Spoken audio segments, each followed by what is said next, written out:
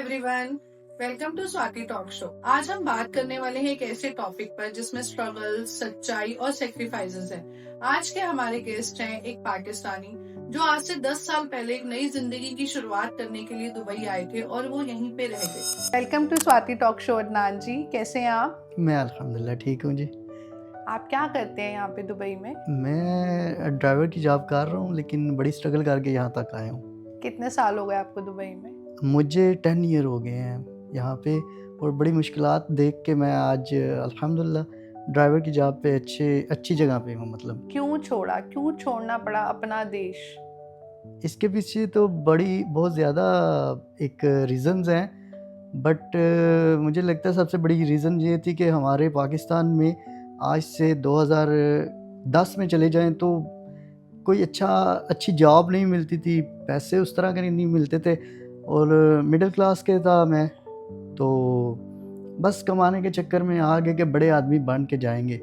But जब यहाँ पे आया हूँ तो जैसे जैसे मैं आगे स्ट्रगल कर रहा हूँ, बट पीछे भी महंगाई ऐसे ही बढ़ती जा रही है। तो आज वहाँ पे अपॉर्चुनिटीज़ हैं, जैसे आपने बताया कि 2010 में आप जब आए थे वहाँ अपॉर्चुनिटीज़ नहीं थी, तो अब हैं वहाँ पे अपॉर्चुनिटीज़? अब तो और भी ज़्यादा कम हो गई हैं, क्योंकि अब तो मतलब कह लें कि बहुत ज़्यादा बेरोज़गारी हो गई है। मतलब देश आगे की जगह जाने की जगह पीछे जा रहा है। बहुत ज़्यादा पीछे जा रहा है, बहुत ज़्यादा पीछे जा रहा है। उसकी वजह के पॉलिटिक्स हमें बताते हैं, या हमारे घर में, या कह लें हमारे मुल्क को जो चलना चाहिए था। जैसे इमरान खान साहब आए थे, वो एक अच्छे रास्ते पे लेके जा रहे थे कि आसपास की जितनी कंट्रीज़ हैं, इंडिया, अफगानिस्तान, ईरान, उनके साथ हम भाईचारे के साथ मिल के आगे चलेंगे। लेकिन जो हमारी अस्करी की आदत है वो ये नहीं चाहती। वो खुद इस मैटर को ज़िंदा रखना चाहते हैं कि मतलब जो कश्मीर का मुद्दा ले लें, हमारी ज़्यादातर और किसी चीज़ के ऊपर कोई बहस या किसी वजह से जंग नहीं है, लेकिन कश्मीर के मुद्दे के ऊपर हमेशा हमारे जो है ना एक दूसरे से झड़पें रहती हैं, और नुकसान किसका होता है? एक आम आदमी का, एक गरीब शहरी का। इसके अलावा और कुछ भी नहीं है वहाँ पे। अदनान जी, जैसा कि अभी आपने मुझे बताया कि आप 2010 में आए थे तो आपके वहाँ बिल्कुल भी अपॉर्चुनिटीज़ नहीं थी, और अब आपने बताया कि अब तो बिल्कुल और कम हो गई है। तो आपको क्या लगता है कि आगे बच्चों का क्या फ्यूचर है? हमारे बच्चों का फ्यूचर कुछ भी नहीं है। हम, जैसे मैंने आपको बताया ना कि हमारी सोच ही ये थी, टीवी लगा हुआ है गलियों में, सड़कों पे, हमारा यही था यार, आर्मी आर्मी आर्मी। अच्छा, मतलब जैसे हमारे बच्चों को सिखाया जाता है कि आप डॉक्टर बनो, इंजीनियर बनो, या अच्छी शिक्षा दी जाती है कि बड़े होके कुछ तो अच्छा बनो, और बच्चे एक एज पे, सर्टेन एज पे आके खुद भी डिसाइड करते हैं कि मुझे ये बनना है। जी बिल्कुल। लेकिन आज के 2025 की बात मैं करूँ ना, तो हमारे अभी जो लास्ट ईयर में हमारी गुर्बत और बढ़ गई है। उसकी वजह यह है कि अस्करी क़यादत, आर्मी जो है वो बजट सारा ले जाते हैं। हमारे 7% और जो है ना गुर्बत की लकीर के नीचे आ गए हैं, और तलीमी इदारों का ये हाल है कि 4 में से हर चौथा बच्चा जो है ना, उसको तालीम की कमी है हमारे पाकिस्तान में। मतलब तालीम की कमी जो है जी, वो आपके यहाँ पे, मतलब बच्चों को क्यों नहीं पढ़ाया जा रहा? रीज़न क्या है उसका? रीज़न महंगाई है। हमारे जो ऊपर पॉलिटिक्स हैं वो आर्मी के साथ गठजोड़ है उनका। वो हमें जी, वो इंडिया ने हमला कर देना है, हम जी गन ले रहे हैं, हम जी हेलीकॉप्टर ले रहे हैं, हम जी ये फ़लाँ चीज़ ले रहे हैं। वो सारा बजट तो उधर चला जाता है, और ना मेडिकल पे कुछ लगता है, ना स्टडीज़ के ऊपर कुछ भी नहीं। किसी अदारे में कोई पैसा नहीं लगता हमारे। सिर्फ सारा बजट आर्मी जब ले जाती है, 10% में 25 करोड़ वाली आबादी पे कितना को खर्च कर लेंगे। और रोड बना दिए, रोडों से क्या होगा? जैसे आप बता रही हैं, इंडिया के बच्चे आज लैपटॉप की डिमांड करते हैं, या वो बड़ा ऑफिसर बनना चाहते हैं, डॉक्टर बनना जी। तो लेकिन हमारे बच्चे क्यों नहीं? हमारे बच्चों में जैसे ही आजकल के दौर में देखें तो बच्चे को कहते हैं जी मैट्रिक कर लो, तुम्हें बाहर भेज देंगे। क्यों? गुर्बत की वजह से। गुर्बत की लकीर से हमारी आबादी नीचे से नीचे दिन ब दिन जा रही है। सिर्फ यही है कि आम जनता को बताया जा रहा है जी इंडिया हमला करने वाला है, पाकिस्तान हमला करने वाला है, वो जी ले लो जी, फ़लाँ ले लो, फ़लाँ चीज़ ले लो, असला बारूद ले लो, और वो अपने ही पाकिस्तान में दोबारा से इस्तेमाल हो जाता है वही चीज़। अदनान जी, ऐसा सुनने में आया था जब आपके देश में इमरान खान जी आए थे तो आपके देश में काफी चेंजेस हो रहे थे। जी बिल्कुल। तो क्या ये सच है? एज पर आप जैसे हैं पाकिस्तानी जी हैं, जी। तो क्या ये सच है या लोगों को दिखाया ही जा रहा था बस? नहीं नहीं नहीं, इमरान खान के जब आया था तो बहुत ज़्यादा चीज़ें डिफरेंट थी। जैसे कि आप कह सकते हैं कोरोना के उसकी जब गवर्नमेंट थी तो उस वक्त कोरोना आया था और बड़े अच्छे तरीके से उसने हैंडल किया। उसके बाद उसने हर बंदे के अकाउंट में 10 लाख वाला मेडिकल का इंश्योरेंस बना के दिया और आज भी वो चल रहा है जो खैबर KPK है हमारा वहाँ पे। लेकिन जब उसने ऊपर की अस्करी क़यादत की बात नहीं सुनी तो उसको एक रजीम चेंज तरीके से हटा दिया गया। सारा प्लान किया गया, सब कुछ प्लान था। आजकल तो सोशल मीडिया का दौर है, कोई भी गुमराह नहीं है इस चीज़ से कि वीडियोस बनी हुई हैं जो आर्मी के बंदे या पुलिस के बंदे थे वो उन्होंने तबाही लाई 9 मई वाले दिन। 9 मई को उन्होंने तबाही ला के उसके ऊपर इमरान खान के ऊपर डाल दिया, जबकि सारे सोशल मीडिया पे हमने वीडियोस देखी कि वो बंदे आर्मी के और पुलिस के थे। लेकिन सिर्फ ये था कि गिरफ्तार इमरान खान को करना था, क्योंकि वो मिल भी बैठ के बात करने को चाहता था कि जो आसपास की कंट्री हैं उनके साथ मिल के चला जाए।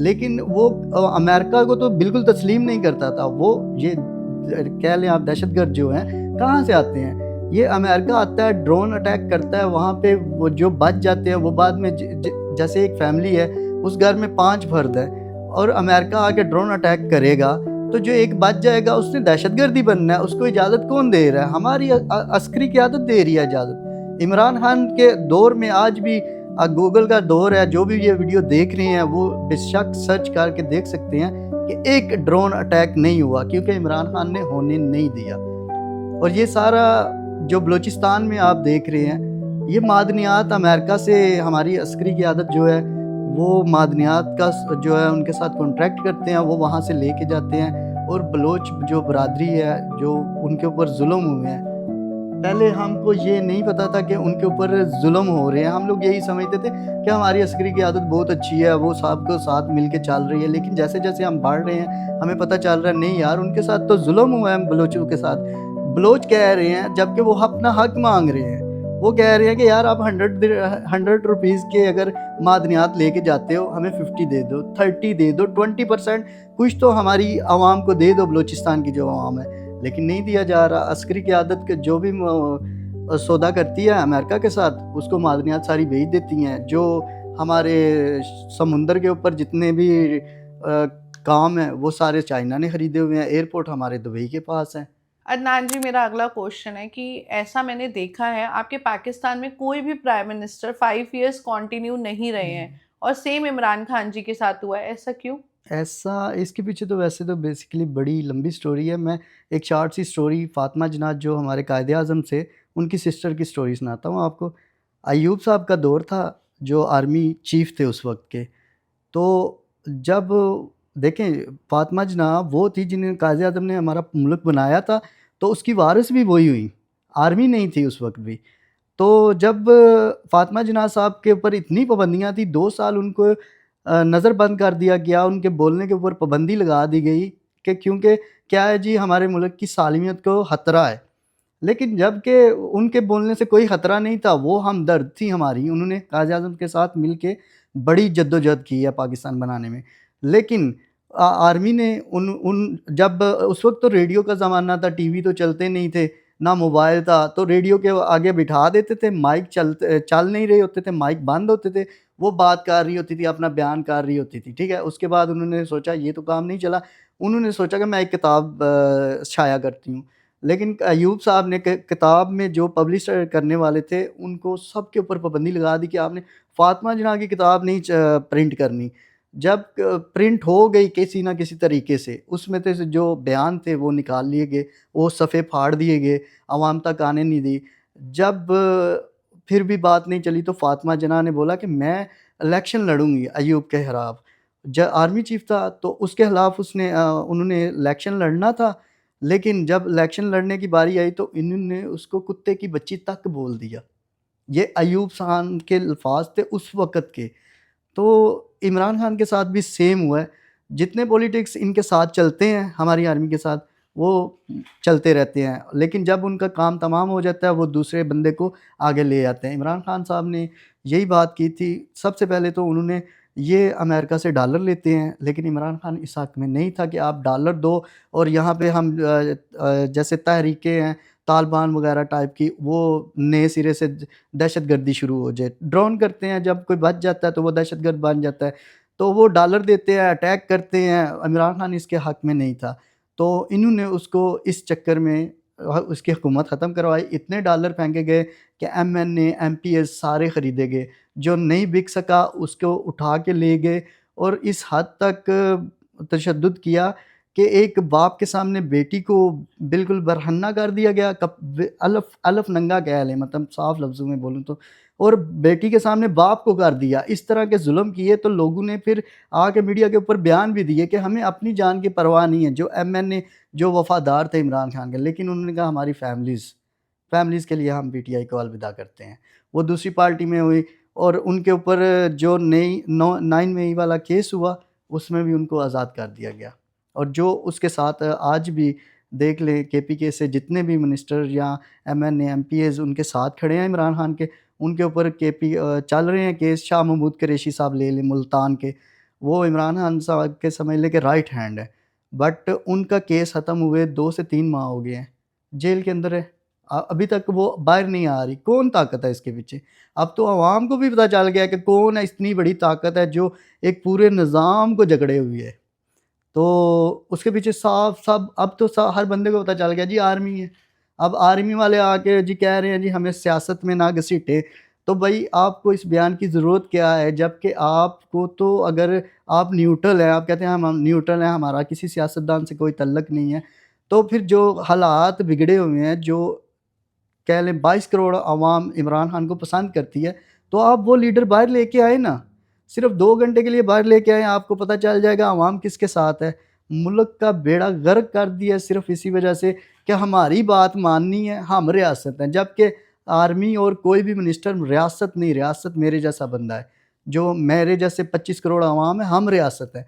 हम फ़ैसला करेंगे कि किसने मुल्क को चलाना है और किसको हमने वो आउट करना है। हम इमरान खान को चाहते हैं, तो हम इमरान खान को 22 करोड़ आवाम पाकिस्तान की पसंद करती है। तो हम रियासत हैं और कोई भी रियासत नहीं, ना आर्मी है, ना ही कोई और अदारा है। अदनान जी, आपके देश में बेरोजगारी है इतनी ज्यादा, उसको लेके आप क्या कहेंगे? बेरोज़गारी तो बहुत ज़्यादा है। जब देखें एक पूरा सिस्टम ऊपर से चलता हुआ आ रहा है। खाने पे आ जाते हैं सबसे पहले कि खाने में आप देख लें टमाटर आपके वहाँ पे कितने के केजी होंगे वैसे? 20 से 25 रुपए किलो। हाँ, 20 से 25 और हमारे 200 है। 200 रुपीज़ के 1 केजी टमाटर हैं और गरीब आदमी 2 वक़्त रोटी खाने से बहुत मुश्किल से, जिनके कोई एक घर का एक फ़र्द आउट ऑफ कंट्री में है ना, वही 2 वक़्त की 3 वक़्त की रोटी खा रहे हैं और वो भी कोई गुज़ारा मतलब कह लें कर रहे हैं। कोई वो बोले ना कि उनके पास बैंक बैलेंस है, वो बिल्कुल नहीं है। उसकी सबसे बड़ी वजह ये है कि हमारे मुल्क में शुरू से बारूद खरीद लो, हमारी जंग है। जबकि देखा जाए तो हमारी और आपकी ज़मीन में कोई फ़र्क नहीं है। इंडिया और पाकिस्तान की एक लकीर है, एक उसके इस साइड में इंडिया है, एक साइड में पाकिस्तान है, ज़मीन वही है। टमाटर आपके 20 से 25 रुपए केजी हैं, हमारे 200 रुपए केजी हैं। क्यों? क्योंकि अगर जो हम बजट आर्मी के ऊपर खर्च कर रहे हैं ना, अगर वही बजट हमारे गरीबों तक आए ना, तो वो मुझे लगता है कि हमारे भी 8 से 10 रुपए किलो टमाटर हो जाएँगे। इस तरह की दूसरी चीज़ें अनाज, गंदम, किसानों को वो चीज़ें ही नहीं मुहैया की जा रही जिनसे वो आगे और फसल उगा सकें। तो जब वो एक किसान है उसके पास खेती बहुत बड़ी है, मतलब 100% जो है उनके लिए उसने खेती उगानी है, लेकिन उसके पास इतनी आमदन नहीं है, तो वो कैसे मैनेज करेगा ये सारा कुछ? ये सारा कुछ तो तब होता है जब आप किसानों को लेके साथ में चलते हैं। तो जब किसान के पास ही नहीं कोई चीज़ है, तो वो ज़ाहिर-सी बात है वो एक चीज़ ₹5 वाली है, वो बोलेगा यार 10 में मैं सेल करूँगा। जब 10 में वो सेल करेगा, मार्केट में आएगी, तो मार्केट में वाले तो 20 में सेल करेंगे ना। तो वो चीज़ है कि मतलब ऊपर से सिर्फ़ पूरा फ़ोकस हमारी कंट्री के बजट का सारा आर्मी के पास जा रहा है कि हमने जी बस असला ही लेना है। गरीब भूख से मर रहे हैं, गरीब के पास स्टडी नहीं है। मतलब हर 10 में से 7वाँ पर्सन जो है वो गुर्बत की लकीर से नीचे जा रहा है, उनकी तरफ किसी की तवज्जो ही नहीं है। सिर्फ जी जंग लड़नी है, जंग लड़नी है। जंग लड़ लड़ के आज तक किसको क्या मिला है? आज तक जिन कंट्रियों ने ये देखें, यूएई देख लें आप, इनके पास अपनी इतनी बड़ी आर्मी नहीं है, लेकिन देखें देश कहाँ पे जा रहा है, पूरी दुनिया इसको मानती है। पूरी दुनिया इसको मानती है इस देश को। हम भी इससे प्यार करते हैं, हमारा ये दूसरा दूसरा घर कह लें, क्योंकि पहला घर तो हमारा पाकिस्तान है, दूसरा ये घर है हमारा। तो ये लोग भी तो चाह रहे हैं, हमें जी सिखाया जाता है कि हमारे अगर आर्मी नहीं होगी या असला नहीं होगा तो हमारा हाल सीरिया जैसा या शाम जैसा या फलां कंट्री के जैसे हो जाएगा। भाई इनके पास भी तो नहीं है, ये भी तो चल रहे हैं, पूरी दुनिया में अपना लोहा मनवा रहे हैं। यहाँ पे आप देख लें, आप भी काफ़ी अरसे से यहाँ होंगे, लेकिन आप रोड पे चल के देख लें, किसी की ज़रूरत नहीं है आपकी तरफ आँख भी उठा के देख जाए। लेकिन हमारे उधर क्या है, जितना बजट है सारा आर्मी के ऊपर लगा दिया जाता है जी, हमें बचा लो। वो उससे भूख से मरने से बेहतर है बंदा जंग में मर जाए। मैं तो ये कहता हूँ कि जंग लग जाए, मर जाए, लेकिन भूख से जो मरना है ना, वो सिसक-सिसक के हर दिन पल-पल मरने से बेहतर होता है। आपके पाकिस्तान में इतना गन कल्चर क्यों है? गन कल्चर देखें जी, ये तो वहीं से स्टार्ट हो जाता है। जैसे मैंने पहले भी आपको बात की थी, बलूचिस्तान ले लें आप। बलूचिस्तान में जब आर्मी घुसेगी, देखें वहाँ पे जो नवाब अकबर बुगटी था, वो एक बहुत बड़ा लीडर समझा जाता था। उसकी बात के ऊपर मैं आपको ये भी बताता चलूँ कि उसकी बात के ऊपर पहले बलूचिस्तान जो हिस्सा था, हमारा जो सूबा था, ये ओमान का एक हिस्सा था।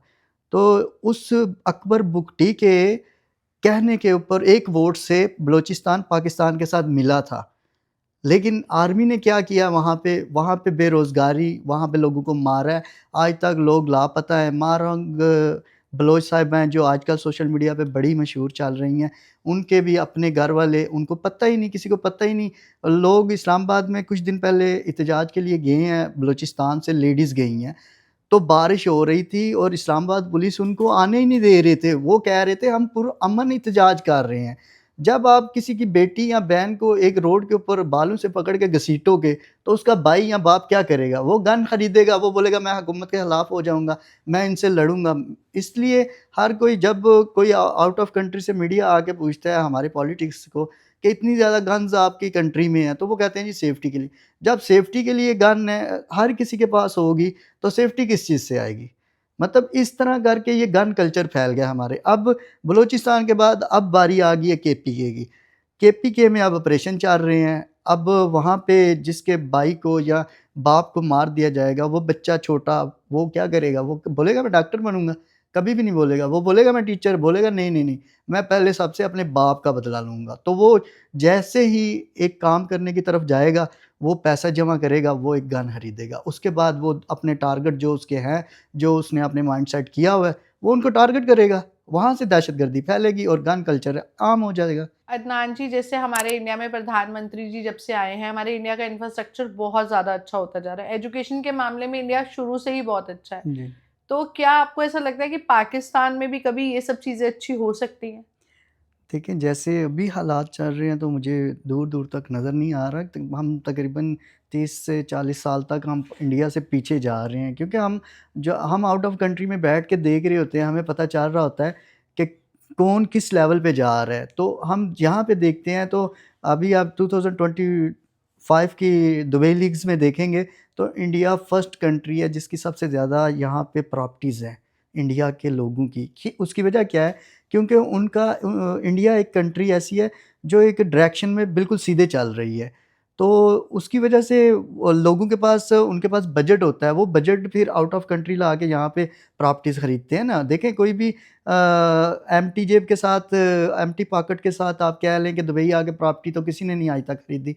वो उधर से ही पैसा लेके आ रहे हैं ना। उसकी वजह ये है कि आपका देश या इंडिया मैं कहूँ तो वो बहुत अच्छे से आगे चल रहा है, लेकिन हमारे हालात जैसे चल रहे हैं, हम दिन पीछे की तरफ जा रहे हैं। और मुझे लगता नहीं कि दूर-दूर तक, हाँ, अगर मैं कहूँ कि इमरान खान साहब जैसा लीडर अगर आ जाए और वो 10 ईयर उसको मिल जाएँ काम करने के लिए, तो फिर शायद हम उनके आपके लेवल या इंडिया के लेवल के ऊपर आ सकते हैं। मुझे दूर-दूर तक वैसे नज़र नहीं आता। अदनान जी, आपकी सोच आपके देश के लिए, आपकी जनता के लिए बहुत अच्छी है। मैं चाहूँगी कि आपकी ये सोच आपके देश तक पहुँचा पाऊँ, लोगों को इससे कुछ सीखने को मिले, कुछ समझे आपके बच्चे वहाँ के। आपका मेरे शो में आने के लिए बहुत-बहुत शुक्रिया।